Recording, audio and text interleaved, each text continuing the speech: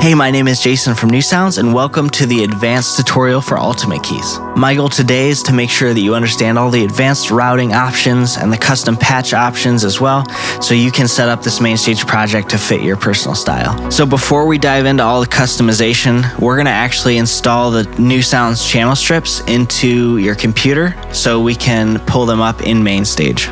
So open up your Ultimate Keys New Sounds folder and then go to the channel strips folder.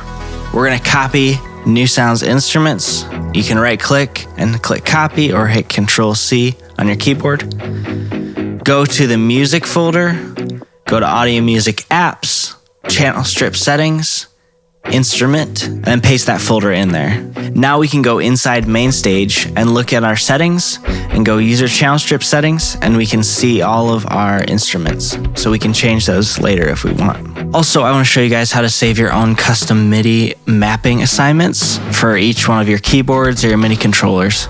So we can go to the layout tab, we can go up to this layout preferences drop down and click import layout, and included with New Sounds in the main folder we have layouts and then main stage layouts. And I have a few keyboards in here defaultly, so you can import a layout if you want for a different MIDI device, or you can save your own custom one.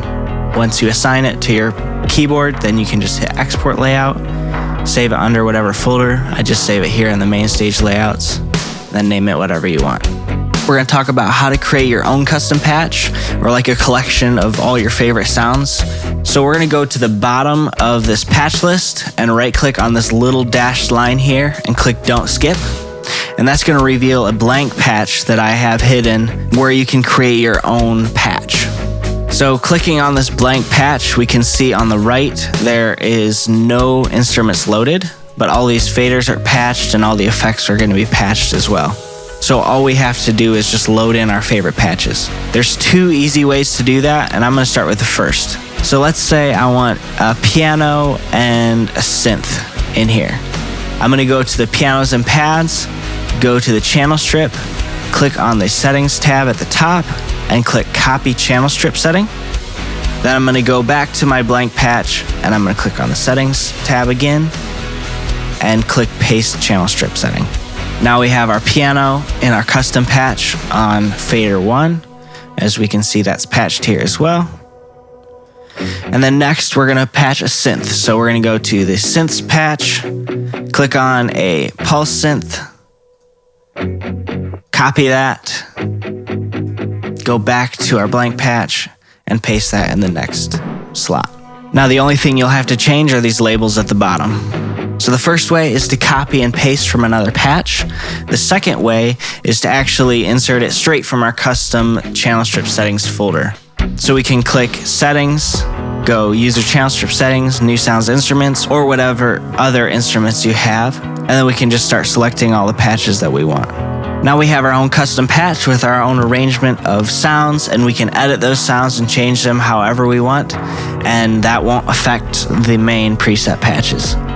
Now there is one thing we have to verify before we move forward. So in Ultimate Keys, there's 3 different buses that are dedicated to processing different sources. So we're gonna wanna verify that these channel strips are routed to the proper output so they're processed properly. The 3 output buses are drone output, piano output, and pad output. Drone output is just processing for the drone pad. Piano is just for the pianos, and pad is for pads, synths, and arpeggiators, so any synthesizer. So we have 2 pads and 2 synths loaded right here, so I'm gonna make sure that our outputs are going to the proper places. So since this is a pad, it should not be going to the piano bus. So I'm gonna click on the output settings, I'm gonna go bus, and I'm gonna make sure that's on pad bus. This is a pad and it's routed to pad, so that's good. This one is a synth and it's routed to piano. That's not what we want, so you're gonna go to the output again, bus, then up to pad bus. Same with this one, this is a synth. It needs to go to the pad bus as well, so we're gonna route that to the pad bus. So now you have your own custom patch. I'm just gonna name this song 1, and then we can duplicate this. And I'm gonna name this song 2. And then we can add different patches and custom configuration and output settings, and we can build a whole set list this way. So let's take a quick step back, and we're going to talk about routing. We're going to go through the advanced routing, how the instruments are run to the buses, how the effects work, and how the outputs work. So to reveal all the routing, we're going to go to the channel strips action button in the top right and click show signal flow channel strips. I'm going to make this channel strips window bigger so we can take a look at all of it. So there's a lot to look at here, so I'm going to show you a visual representation of all this routing. So our instruments go to the bus, which goes to the outputs. And then our buses go to the effects, which go to effects buses, which go to the outputs as well. So the reason I have it set up this way is so you can route the 3 buses to different outputs, and then also easily route the effects to those outputs as well. So in practicality, in the session, we have our instrument, which is routed to our pad bus. Our pad bus is going to output 1 and 2, which is just our output. We have sends on that bus, which go to all of our effects, and then our effects go to their respected effects buses, and then those buses go to the output. And then on the far right, we have output 1 and 2. We have some processing on there, and then our master volume on the far right. So let's say you want piano to come out channel 1 and 2, all your synths to come out 3 and 4, and your drone to come out 5 and 6. We can do that super easily. We're going to go to our drone bus, select the output, click output, and go 5 and 6. Piano is already 1 and 2, and then pad we can go 3 and 4. But all of our effects are still going out 1 and 2, as we can see here. So we're going to route all of our piano effects out 1 and 2 as they are, and then all of our synth effects we're going to route out 3 and 4. So now that we have everything routed, we can see on the right we have 3 outputs now. We have output 1, 2, 3, 4, and 5, 6. Since we just created 3, 4, and 5, 6, they don't have any processing on them. So we can hold Option and drag over our processing from output 1 and 2. So next we're going to talk about the drone tool. We're going to talk about how those drones are fired and how you can upload your own drones in here. Or let's say you buy another pack from New Sounds, how you can load those into your current main stage file. So as we can see, there's 12 channel strips here, all labeled with the key that they're in. We can click on this settings button here and see what file this is firing. So this is firing outer space 1 in the key of A. So let's say we want to drop a different drone pad in here in the key of A. We can just click on this file button, find the new one that we want, and click open, and that's going to replace the drone pad that was currently in there. Now when we fire the key of A, it's going to fire our new drone pad. So as of now, we can create our own patch lists with our favorite sounds. We can route it to whatever outputs we want, and we have a good idea of how this project works. Next, we're going to talk about how to control this project with your phone or with your iPad. So to start this process, there's going to be 2 links in the description. First, we got to purchase the Touch OSC app. So go to the App Store, follow that first link, and purchase the Touch OSC app on your iPad or on your iPhone. Then follow the second link and it'll take you to the Touch OSC website, which we can click on resources, and then we can download this Touch OSC bridge for Mac. So once Touch OSC is installed on your computer, you can find it in your applications folder or in your Launchpad. I have it here on the dock, so I'm going to open Touch OSC bridge.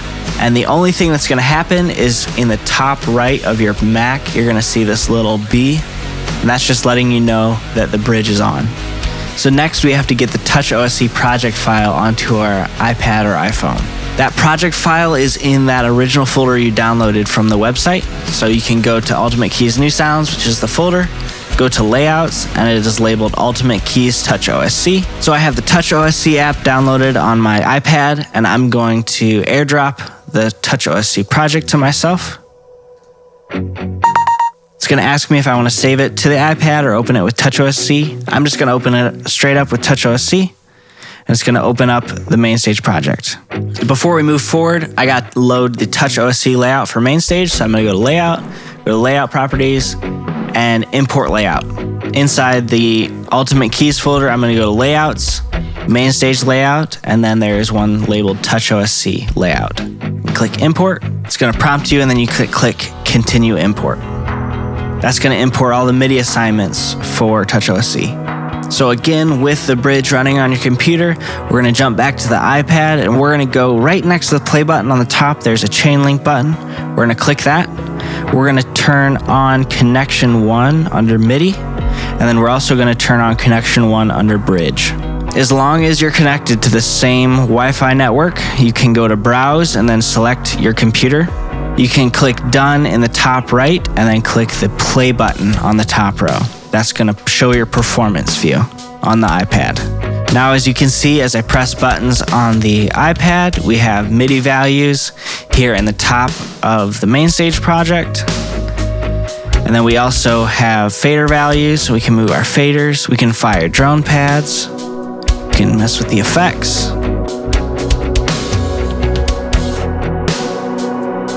So we can save and import our own MIDI layouts. We can create patch lists with our favorite sounds. We can route those sounds wherever we want to go to any output, and then we can control it over iPad or iPhone using TouchOSC. If you still have questions after this tutorial, I would love to answer those. So feel free to reach out to me via the website or over email at info@newsounds.io.